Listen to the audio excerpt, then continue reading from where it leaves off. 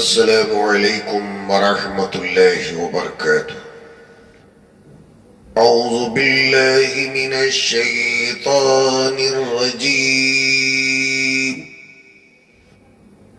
بسم اللہ الرحمن الرحیم۔ وَيُطْعِمُونَ الطَّعَامَ عَلَى حُبِّهِ مسكينا ويتيما وأسيرا إنما نطعمكم لوجه الله لا نريد منكم جزاء ولا شكورا إنا نخاف من ربنا يوما عبوسا قمطريرا فوقاهم الله شر ذلك اليوم ولقاهم نظرة وسرورا وجزاهم بما صبروا جنة وحريرا متكئين فيها على الأرائك لا يرون فيها شمسا ولا زمهريرا وَدَانِيَةً عَلَيْهِمْ ظِلَالُهَا وَظُلِّلَتْ قُطُوفُهَا تَذْلِيلًا صدق اللہ العظیم۔ اللہم صلی علی محمد وعلی آل محمد كما صليت على إبراهيم وعلى آل إبراهيم إنك حميد مجيد۔ اللهم بارك على محمد وعلى آل محمد كما باركت على إبراهيم وعلى آل إبراهيم إنك حميد مجيد۔ بارگاہ خداوندی میں عزم معمول ہم تمام فقراء مساکین کی، ہم جیسے مسلمانوں کی دعا ہے کہ مولا کریم محض اپنے فضل اور کرم سے ہمارے گناہوں کو معاف فرما دے، اور آج کے اس دور پرفتن میں قرآن اور حدیث پر ہم تمام کو جمع فرما دے، آمین یا رب العالمین۔ یہ سورہ دہر کی دو چند آیات کریمہ اللہ تعالیٰ بیان فرماتے ہیں، بسم اللہ الرحمن الرحیم۔ شروع کرتا ہوں میں اللہ کے نام سے جو بڑا ہی مہربان نہایت رحم والا ہے۔ وَيُطْعِمُونَ الطَّعَامَ عَلَى حُبِّهِ مِسْكِينًا وَيَتِيمًا وَأَسِيرًا۔ اور یہ حضرات صحابہ کرام رضوان اللہ تعالی علیہ مجمعین اللہ تعالی کی محبت میں مسکین کو، یتیم کو، قیدیوں کو کھانا کھلاتے ہیں۔ انما نطعمکم لوجہ اللہ لا نرید منکم جزاء ولا شکورا۔ کہتے ہیں کہ ہم محض صرف اور صرف اللہ کی رضا کے لیے کھانا کھلاتے ہیں۔ لا نرید منکم جزاء ولا شکورا، کھانا کھلانے کے بدلے میں نہ تو ہم تم سے کوئی معاوضہ طلب کرتے ہیں، نہ ہی شکر گزاری کے طلبگار ہیں۔ اِنَّا نَخَافُ مِن رَبِّنَا يَوْمًا عَبُوسًا قَمْطَرِيرًا، ہمارے پروردگار وحدہ لا شریک سے ہم اس دن کے لیے خوف کھاتے ہیں اور جو بڑا ہی تنگ دن ہے اور بہت ہی سختی والا دن ہے۔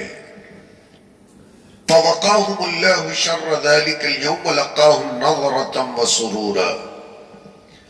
اللہ تبارک و تعالی نے انہیں اس قیامت کی ہولناکی سے بچا لیا اور انہیں تازگی، بشاشت، سرور، خوشی عطا فرمایا۔ وَجَزَاهُمْ بِمَا صَبَرُوا جَنَّةً وَحَرِيرًا، اور انہوں نے جو کچھ کے عمل کیے اس کے بدلے میں انہیں جنت اور ریشمی لباس عطا فرمایا۔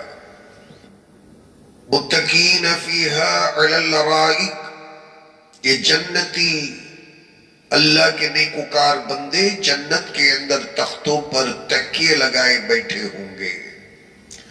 لا یرون فیہا شمسا ولا زمہریرا، یہ لوگ جنت کے اندر نہ تو آفتاب کی گرمی دیکھیں گے اور نہ ہی جاڑے کی سختی۔ وَدَانِيَةً عَلَيْهِمْ ظِلَالُهَا وَذُلِّلَتْ قُطُوفُهَا تَذْلِيلًا، جنت کے سائے ان پر جھکے ہوں گے اور میوے دار لچھے ان پر لٹکائے ہوئے ہوں گے۔ اللہ تعالیٰ نے اس میں جنتیوں کی اور جنت کے میوے اور وہاں کی آسودہ حالی اور وہاں کی نعمتوں کی کھل کر واضح الفاظ کے اندر ذکر فرمایا۔ اس میں جو بات ہمیں سب سے پہلے سمجھ میں آتی ہے صحابہ کرام کی اس قربانی کی اور ان کی گرم جوشی، اسلام پر ان کے مر مٹنے کے اس جذبے کی بات سمجھ میں آتی ہے، اور جو تفسیری روایات میں حدیث کی کتابوں کے اندر حضرت ابو وائل رضی اللہ تعالیٰ عنہ کی روایت سے معلوم ہوتا ہے۔ صحابی رسول ارشاد فرماتے ہیں کہ بدر کے موقع پر، جنگ بدر کے موقع پر امام الانبیاء صلی اللہ علیہ وسلم نے صحابہ کرام کو خطاب کرتے ارشاد فرمایا کہ اگرچہ کہ مشرک ہیں، کافر ہیں، اللہ کے دشمن ہیں، لیکن جنگ گزر جانے کے بعد میں، جنگ ختم ہو جانے کے بعد میں اب یہ جو قیدی بن کر آئے ہیں ان کے ساتھ اچھا سلوک کرو، نیک سلوک کرو، کھلاؤ پلاؤ، ان کی اچھی خاطر تواضع کرو۔ صحابہ کرام رضوان اللہ تعالی علیہ مجمعین انہیں اپنے گھر لے جا کر جس طریقے سے ان کی مہمان نوازی کی اور اس کی مثال صبح قیامت تک کوئی قوم پیش نہیں کر سکتی۔ روایات میں آتا ہے کہ ایک صحابی ایک بندے کو لے کر گھر پہنچے، بیوی سے پوچھا کہ کھانے کے لیے کیا رکھا ہے، تو بیوی نے کہا کہ بس ہمارے لیے، ہمارے بچوں کے سوا اور کسی مہمان کے لیے گنجائش نہیں ہے۔ صحابی پر قربان جائیں، ان کے ایثار اور ہمدردی پہ قربان جائیں، فرمایا کہ تم جو کچھ کہ روٹی یا سبزی رکھی ہوئی ہے بس لا کے پڑوس دو۔ مہمان کو بٹھا کر اور صحابی نے بس ایک حکمت عملی کی اور وہ یوں کیا کہ چراغ جو جل رہا تھا بتی کو درست کرنے کے بہانے چراغ بجھا دیا، روشنی بجھ گئی، تاریکی چھا گئی، اور انہوں نے بیوی سے کہا کہ اس بہانے سے میں بتی گل کر دوں گا، بجھا دوں گا، مہمان سمجھے گا کہ میں بھی اس کے ساتھ مل کر ساتھ دیتے ہوئے کھانا کھا رہا ہوں، لیکن میں صرف حکمت عملی کے طور پر ہاتھ ہلاتا رہوں گا اور وہ یہ سمجھے گا کہ میں بھی کھا رہا ہوں۔ اس طریقے سے میرا مہمان پیٹ بھر کر جو ہماری روٹی، ہمارے حصے کی روٹی ہے وہ اس کا لقمہ بنے گی، اس کی وجہ سے وہ پیٹ بھر کر کھانا کھا لے گا۔ یہ بات امام الانبیاء کو اور اللہ کو اتنی پسند آئی، اتنی پسند آئی کہ ان صحابی کی تعریف ہوئی۔ ایک کیریکٹر ہے مسلمانوں کا، یہ اخلاق ہے مسلمانوں کا کہ کافر سے کافر، کٹر اللہ اور اس کے رسول صلی اللہ علیہ وسلم کے دشمنوں کے ساتھ بھی قیدی بن کر آنے کے بعد بھی انہیں قید خانے میں ڈالنے کے بجائے امام الانبیاء فرماتے ہیں کہ گھروں میں لے جا کر ان کو مہمان کی طرح خاطرداری کرو، خاطر تواضع کرو، اور ان کو اچھے طریقے سے رکھ رکھاؤ کے ساتھ رکھ کر کھلاؤ پلاؤ۔ تو اسی سلسلے کے اندر حدیثوں کے اندر آتا ہے کہ یہ آیت کریمہ کا نزول ہوا۔ اللہ فرماتے ہیں وَيُطْعِمُونَ الطَّعَامَ عَلَىٰ حُبِّهِ مِسْكِينًا وَيَتِيمًا وَأَسِيرًا۔ صحابہ اکرام صرف اللہ تبارک و تعالیٰ کی محبت میں مسکین کو، یتیم کو، یہاں تک کہ جنگی قیدی کو اگرچہ کہ وہ کافر کیوں نہ ہو، اللہ اور اس کا رسول کا کھلا دشمن کیوں نہ ہو، پیٹ بھر کھانا کھلاتے ہیں، عزت کی جگہ بٹھاتے ہیں۔ یہی بات اگر آج امت مرحومہ، امت مسلمہ کے اندر اگر بیدار ہو جاتی، یہ کیریکٹر اگر ہم تمام میں آ جاتی، یہ اخلاق حمیدہ مسلمانوں کے اندر آتے، یا ہم صحیح معنوں میں ایک دوسرے سے محبت کرنے والے بن کر نظریاتی اختلافات کو بالائے طاق رکھ کر دوش بدوش ہو کر دعوت کا کام کرتے، ایک دوسرے پر کیچڑ نہیں اچھالتے، تو ملک کے اندر آج ہماری یہ درگت نہیں بنتی۔ آج نہ اسلام کے نقش و نگار کو مٹایا جا رہا ہے، مساجد کی کوئی گارنٹی نہیں، مدرسوں کی کوئی گارنٹی نہیں، عیدگاہوں کی کوئی گارنٹی نہیں،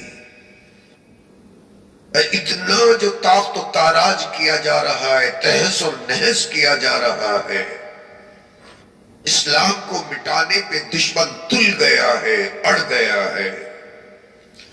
ایسے موقع پر بھی اگر مسلمان بیدار نہ ہو، جبکہ قرآن کہتا ہے، یہ آیت کہتی ہے کہ مسلمان صرف مسلمان ہی کا دوست نہیں ہوتا اور دشمن کا بھی دوست ہوتا ہے۔ قانون تو یہی کہتا ہے ملک سے بغاوت کرنے والی کی سزا موت کے سوا کوئی اور ہو ہی نہیں سکتی۔ ملک سے غداری کرنے والے کی سزا چاہے اپنا کرے یا پرایا کرے، کوئی ودیشی کرے یا دیشی کرے، ملک سے، آئین سے غداری کرنے والے کی سزا تو بس یہی ہے کہ اسے ہینگ کر دیا جائے۔ امام الانبیاء سے غداری کی، اللہ سے غداری کی، اسلام کو مٹانے کی کوشش کی گئی، صحابہ کو قتل کرنے کی سازشیں رچی گئی، اور پھر جنگ ہوئی تو امام الانبیاء صلی اللہ علیہ وسلم نے سبق دیا کہ انہیں لے جا کر اچھے طریقے سے رکھو، عزت کرو، احترام کرو، خوب کھلاؤ اور پلاؤ۔ یہ اسلام کا کریکٹر ہے۔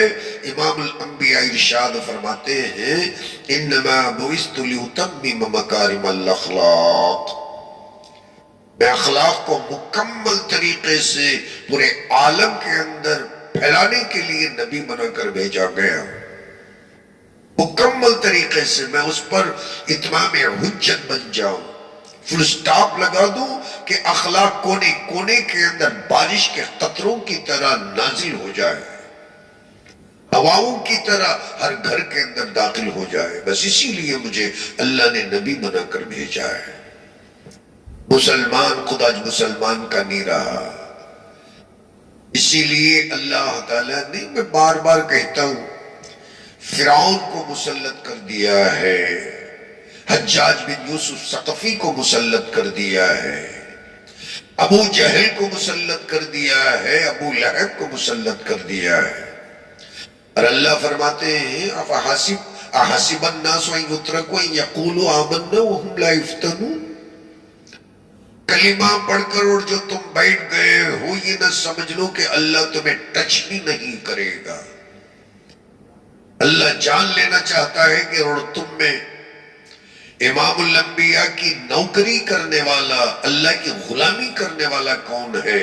وَلَيَعْلَمَنَّ اللَّهُ الْكَاذِبِينَ، اور تم لوگوں کے اندر جھوٹا کون ہے، شوئنگ بوائے کون ہے، یہ اللہ دیکھ لینا چاہتا ہے۔ اور یہی حالات جب آتے ہیں نا، پھر پتا چلتا ہے کہ گھر کے دروازے بند کر کے اندر بیٹھ جانے والا کون ہے، سینہ تان کر، سینہ سپر ہو کر، گولی سینے پہ کھانے کے لیے سینے کو تان کر آگے بڑھنے والا کون ہے۔ یہی مواقع ہیں جہاں پتا چلتا ہے۔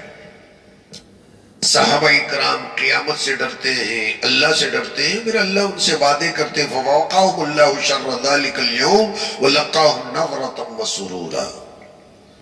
قیامت کے دن پتا چلے گا کہ کون یہ نظرتاً سرورہ کے زمرے کے اندر شامل ہونے والے ہیں۔ ہماری تو دعا ہے، اور آپ بھی دعا کریں، پوری جمعیت دعا کریں، پوری امت دعا کریں کہ اللہ تعالی ہمیں ایک اور نیک بنا کر قیامت کے دن نظرتاً و سرورہ والی جماعت کے اندر ہمیں شامل فرمائے، اور اللہ ہمیں عرش کا سایہ عطا فرمائے۔ اور باقی جنت کی جو اللہ تعالیٰ نے تعریف بیان فرمائی، اور اس کی کئی آیتوں کے اندر اللہ تبارک و تعالیٰ نے وہاں کی آسودہ حالی، عیش و عشرت کو اللہ نے ذکر فرمایا، جو کل انشاءاللہ اور جب تفسیر ہوگی تو آپ کے سامنے میں عرض کرنے کی کوشش کروں گا۔ اللہ تعالیٰ سے دعا ہے کہ اللہ تعالیٰ ہمارے ملک کے حالات کو درست فرما دے، امن کو قائم فرما دے، اور مسلمان کو بیدار فرما کر کمر بستہ فرما دے، اور ہر قسم کے فتنے سے بچا کر ہمیں قرآن اور حدیث پر جمع فرما دے۔ آمین۔